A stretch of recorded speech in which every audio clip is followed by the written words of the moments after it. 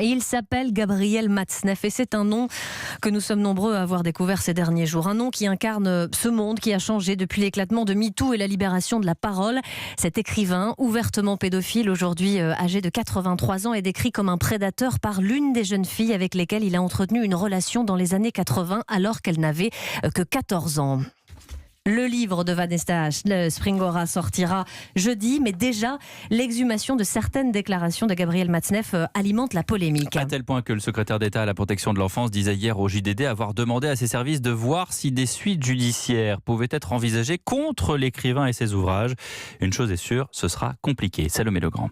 En matière de livres, c'est la loi de 1881 sur la presse qui s'applique et avec les délais de prescription les plus courts en matière pénale, 3 mois en général, 1 an exceptionnellement. Les écrits de Gabriel Matzneff qui sont en cause ont été publiés dans les années 70.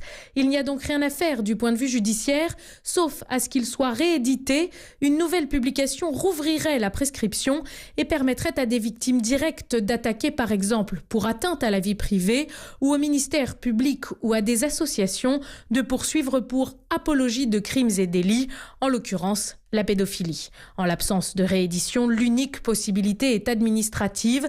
Le ministère de l'Intérieur peut prendre un arrêté en vertu d'une loi de 1949 sur la protection de la jeunesse.